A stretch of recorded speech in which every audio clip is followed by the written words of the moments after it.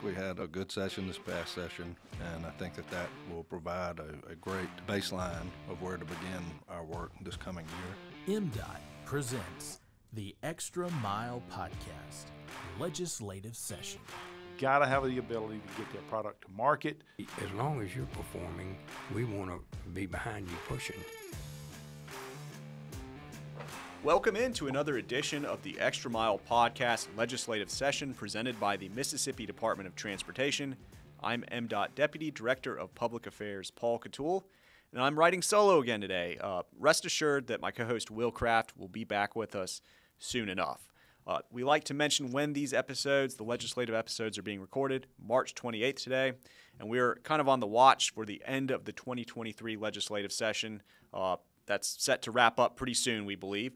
Today's guest is State Representative Manley Barton. He represents District 109, and that's George and Jackson counties down there on the coast. Representative Barton, thank you so much. I know it's a busy time for coming and speaking with us. This is a busy time for trying to get the session over. Yeah. There we go. We're all on the same page there for sure. So, as a first-time guest, we're gonna get you a softball real quick. So, tell us a little bit about yourself and why did you decide to run for public office? Well, I've lived in Jackson County pretty much all my life, and worked for Chevron, and traveled a lot with Chevron, and so I was interested in public service and served on a number of appointed boards locally for a number of years. In 1998, decided to run for county supervisor, and so I did. In 99, ran for supervisor, got elected, and chose, at that point, I had 29 years with Chevron. So I took an early retirement and worked as a supervisor full-time. Served in that role as supervisor for 3 terms, 12 years, and was interested in the legislature. And the guy who represented our area was a good friend of mine, and he decided to retire 12 years ago. And so he and I talked, and so I gave up the supervisor role and ran for the legislature, and was fortunate enough to get elected. And so I've served 12 years in the legislature, and I'm running unopposed this year. So I'll be here at least 4 more years. So there you go. That's great. It's always one of my favorite things, speaking to legislators, public officials, servants, just how they kind of got to where they are today. That's fantastic. So, briefly, can you kind of take us through where we are in the legislative session right now? I know we're at the end, but what's going on? Well, if you look at the what we call the legislative deadline calendar, we're at the very end. We have there's some hard deadlines that one of them was actually yesterday for all appropriation conference reports to be filed, not only filed but passed. Well, we ended up with quite a few that did not get passed yesterday, so effectively they're dead. But there's ways to revive them, and one of the ways to revive them is move the date for sine die out a couple of days.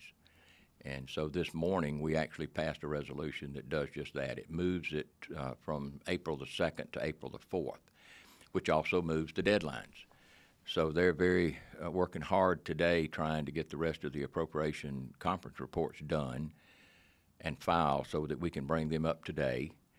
Or we still have tomorrow. I mean, we could do it tomorrow if we had to. So, but obviously we'd like to get it finished today if we can. So, and then we also have a lot of general bills conference reports that are still hanging out, and now we have till I think Thursday to pass those. So we have a couple more days to get all those off the calendar. Excellent. We need to end this thing. We're with you right there. we all want to go home. Absolutely. Get home to your families and everything. So, listen, we were talking a little bit before the show, and this is something maybe my generation doesn't appreciate as much, military service. So you were a part of the U.S. Army and served in the Vietnam War. Can you kind of tell me about that experience? That would take a little while probably to tell you much, but I got drafted in December of 1968. Of course, that was at the height of the Vietnam War. Actually went in the Army, I think maybe the last day of February. went through basic training at Fort Polk, Louisiana, went to advanced training, what they call advanced infantry training in Fort Lee, Virginia. Spent, I think it was 8 or 9 weeks, both places, and then had a little time at home, and flew to Vietnam on the 3rd of August of 1969, and came home August the 2nd of 1970. So I spent 365 days in Vietnam. I was in a I was in a helicopter outfit called the 227th Assault Helicopter Battalion, part of the 1st Cav, and so I was what they call a forward refueler. So I spent a lot of time in the field, manning refueling points, rearming points for gunships and for medevac ships or anybody else that needed fuel. They would come in to wherever we were. So we spent a lot of time at these forward bases, providing fuel for whoever came in and out. But it was an interesting year. No doubt. That's amazing. That's pretty cool stuff right there. Do you think that this experience in the military has kind of helped you kind of in the private sector, and then as a legislator, did you kind of learn or take anything from that? Yeah. In the Army, especially in Vietnam, you weren't necessarily asked if you wanted to go someplace. They would just say, okay, tomorrow morning at 6 o'clock, you're going to be at the flight line, and Sure. they're going to fly you out someplace that you maybe had never been. And you really didn't know what to expect. You didn't know what was coming or whatever. I think it did give me a lot of skills that I used later on in terms of working with other people, and because I did have to work with a lot of people in many cases that I really didn't know very well. Sure. I was representing my battalion, maybe at a fire support base out in some place, and I'd be the only person there from my unit. And so I was working with a lot of people many times that I really didn't know very well, or maybe had just met, be there for a week or two, and then you'd go somewhere else, kind of start all over. But it was, you had to take on a lot of leadership roles just because of the situation you were in. You didn't have a choice. They didn't ask me if I wanted to do it. They just said, you need to go do this, and you'd get on the helicopter and you'd go, and you'd try to do the best job you could, But no, I think some of the independence that you were in the role that I was in probably helped me later on to be able to do things myself without having to ask other people what to do. I'd figure it out if I had to, But yeah, I look back on that time. It wasn't all fun, but I think I did learn a lot, even about myself, No doubt. Again, Representative Barton, thank you so much for your service. That's really good stuff. So want to shift back to the legislative stuff a little bit. So I understand you're committee chair of the Local and Private Legislation Committee. Can you kind of give us a little overview of that committee and what's going on right now? We are, I think we handled the last bill yesterday from Local and Private for this term, for this session. Local and Private is it's the only committee that is required by the Constitution, by the Mississippi Constitution. I think it's Section 87 in the Constitution, and then for 4 or 5 sections it talks about what you do in local and private. The reason you have local and private is in the Mississippi in the Mississippi Constitution, it literally goes into, there's a list of things that cannot be done by local and private legislation. There's a list. You can't grant someone a divorce, for instance, in local and private legislation. You can't. There's a bunch of things you can't do. But it really doesn't go into a lot of what you can do. It just says you can't do these things, and it literally defines what the local and private committee will look like, the number of committee members and so forth in the Senate and the House. And then it kind of leaves open what you can do. Well, a lot of people would think, well, if they don't say you can't do it, you ought to be able to. Well, that's not the way it works. All it's saying is if it literally says you can't do it, you can't do it. But if it doesn't say you can't do it, you can do it if you get permission from the legislature. So this year we got about 100 bills from cities and counties all over the state for different things. A donation from a county or a city is prohibited by law. It's considered a donation. You can't donate money or whatever to anybody. The state auditor would call it a prohibited donation. So they will come to us and with a bill and say, for instance, pick a county, Jackson County. That's where I live. They might send a bill up that says, "Look, we want to give $500 to the United Way."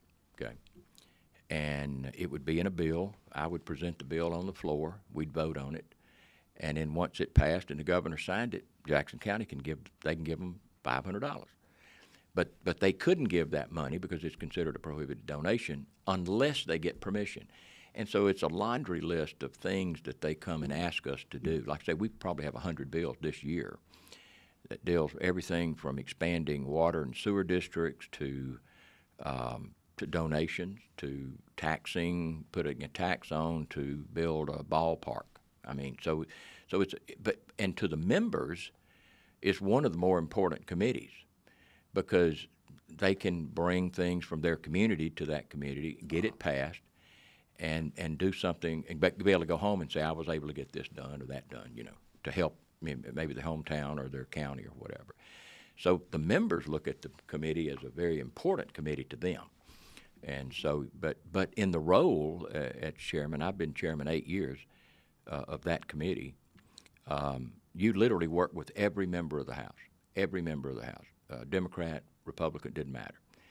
And we try to treat everybody the same. If you've got an issue with your city or your county or whatever, we're going to try to do what we can to help you go home and help your community. That's fascinating. Always love to do the podcast because definitely get an education, and that's really cool on that committee. So let's talk about some other legislative topics. What else is on your mind when it comes to the 2023 legislative session?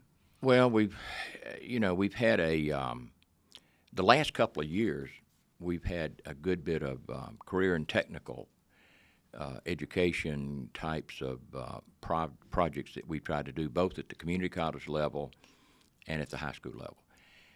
Businesses have really stepped up in the last 4 or 5 years in particular, trying to get us to, or get the state legislature in particular, to put more emphasis into career and technical training as opposed to just college.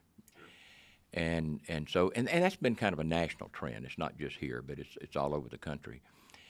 And I guess the thought behind that is everybody doesn't necessarily need to go to college, and so we kind of headed down that college only path for a good many years, and I think a lot of people fell by the wayside. The career and technical component here, we kind of started through the workforce development effort a few years ago, trying to figure out exactly what we could do to help the workforce development stuff. A lot of that workforce training at that time was being done at community colleges at some level. And if you go back to when I was in school, I mean, that's been a long time ago, but, everybody took vocational type training. Even if you were going to go to college, you took some vocational stuff. I was at a small school, Van Cleve, and so we had an ag class that was kind of everything. It included building cabinets and carpentry stuff, and it included going out and helping some of the farmers with cattle and hogs and that kind of stuff. So you got a little bit of everything. And so we had really kind of gotten away from that, I think, especially at the high school level. And so now we're trying to reintroduce that career and technical training back to the high school level, and then the community college had already started picking some of that up. And so we're really spending a lot of our time at the high school level trying to get programs restarted that used to exist but doesn't exist today, or maybe helping them upgrade their facilities, their equipment, and that type of stuff, maybe at an existing vocational program or career and technical program. At the community college level, they've taken it kind of a step further. They offer a lot of those basic, what I call basic skills that are used in the workforce, everything from welding to pipe fitting and those types of things, electrical. But then they've also got over into the health science area with nurse training and not only registered nurses, but also the what they call the licensed practical nurse, the LPNs, and other radiologists. I mean, there's a number of things in that healthcare field that are non-nursing, and so they are spending more and more of their time to try to create programs for someone who wants to work in the healthcare field, but maybe doesn't want to go through a 4-year program to be a registered nurse.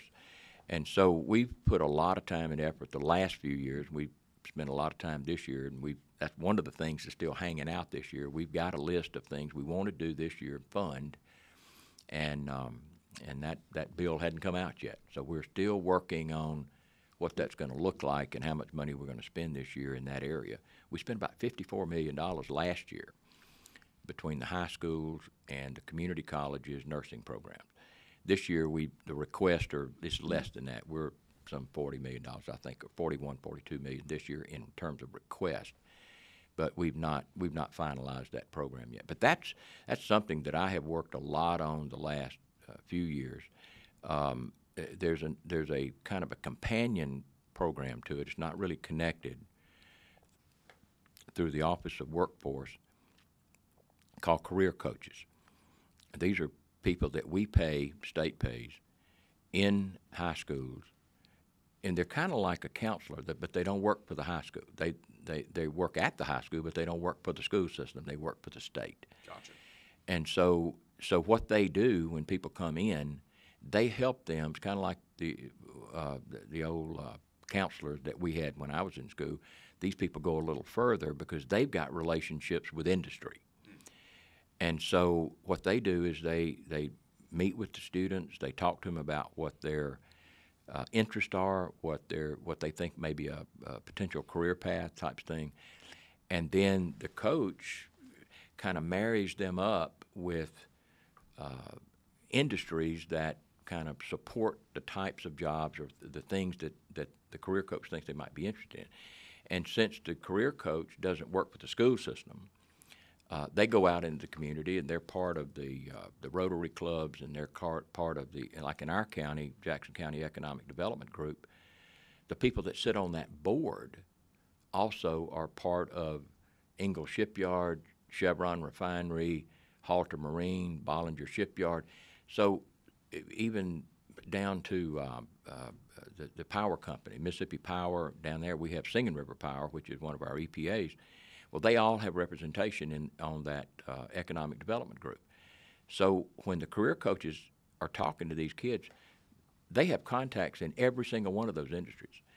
So they can get them tours, they can get them interviews, they can, So, many times these kids that have gone through with these career coaches will get, they may graduate on Friday and go to work on Monday. Wow. So it's paying off, and the industry loves it, and so to the point they're willing to help pay for some of it. So we put $8 million last year into that program statewide. We really need probably twice that. We to fully fund everything, put a career coach in every single high school, is about $16 million. So we put 8 in there last year. This year we're going to have 12. So we're headed in that direction. I think we're making progress, but it's an ongoing thing. It's something we're going to continue to work on. But the last several years, that's probably the single thing that I probably worked on more than I have anything else. But that's something I enjoy, and it's something I think is real important. No doubt, no doubt. I know that the brain drain is kind of a huge conversation these days, so that's got to kind of help out with that a little bit, huh? Right. Excellent. Well, we want those kids to stay here. I'm with you. I tell all my friends, let's stay in Mississippi. Let's do it right here for sure. So let's talk. Go back to the district a little bit. So what kind of projects are going on in District 109 right now? Transportation projects. Well, we've got the Highway 57 4-laning. It starts at I-10, goes north. Actually, will bypass Van Cleve just a little bit, tie in at the the George County, Stone County line up on north of us. It's a very, very heavily traveled 2-lane road today, and it's a traffic problem almost every day. There's school, major high school right there, so in the mornings it's very, very crowded. People going to work. It is the only way to get out of town, so you have to go that way. And so we have to have a bridge project just north of Van Cleve that ties the Van Cleve side of the river on the west to the Hurley Wade area on the east into a 4-lane highway over there, which Highway 63. Well, normally especially the people who live very far north of Van Cleve, can go across that road to get to 63, which is a 4-lane highway, to go into town, go to work, whatever. Well, that bridge has been closed for a while. There's actually 2 bridges on that road. Both of them are going to be replaced this year. The first one has already been replaced, but they're fixing to shut the second one down. And when it does, it's actually open for just a little while, and they're going to close it again, and it's going to be closed for over a year this next time while they take down the big bridge over the Pascagoula River. But that area right now is isolated in the sense that the only way they have to get out of there is go all the way to Highway 26 north or go all the way to Interstate 10 south. And if you go south, obviously you got to go through Van Cleve, and you hit that traffic, and it's just really, really bad. And so this 4-lane is going to do 2 things. It's going to alleviate the traffic for the people north of Van Cleve, and it's a fairly large population up there. And then the second thing it's going to do is going to give us another hurricane evacuation route to get away from the coast, get to basically at Highway 98. And so there'll still be a section in there that's still 2-lane, but the main thing is getting them by Van Cleve, getting them north, and then they can get on that 2-lane, get to 98, and then they can go in any direction they want to go in. So, but it's a big deal, and we've been waiting on this project. I've been in legislature 12 years, and we had hearings on this when I was still a county supervisor. So it's been at least 10 or 12 years in the making, in the study to begin with about what the advantages would be. Of course, buying all the right-of-way and defining all the right-of-way to begin with. And so it's been an ongoing process. We were my wife. I have a son and a son-in-law and a grandson who lives over in that area, and we were over there just the other day to pick him up, and I noticed the construction already going on. I mean, they're cutting trees down and pushing stuff up, and all the equipment was over there. So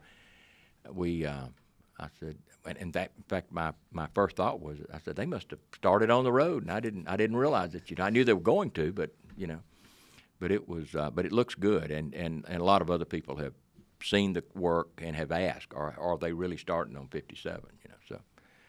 So there's a lot of interest in it. Good deal. We're really happy that project is rolling. And you mentioned hurricane evacuation route. It's going to be hurricane season before we know it. So stay tuned to MDOT's social media. We'll have a lot of information, hurricane evacuation routes and things like that. So, Representative Barton, we have covered a lot of ground, but we do have one more question. It's our favorite question. So I know that, as a legislator, you travel the state of Mississippi quite a bit. So when you're out on Mississippi highways, where's your favorite place or places to grab a bite to eat?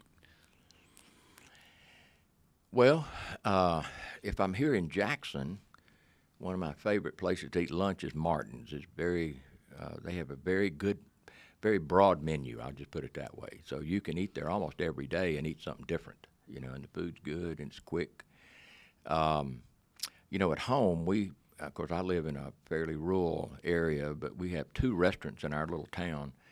One's called Sassy's, and the other's called the Hurley Huddle. And they built it as it's kind of like a sports bar. They got all the TVs and around the room, and the food's great. And of course, it's a small town, so you run into practically everybody while you're there, in both of those restaurants. And we know the people who own them, and it's almost like a family when you go there because you see so many people but the food is great. In Loosedale, we used to go up there a good bit.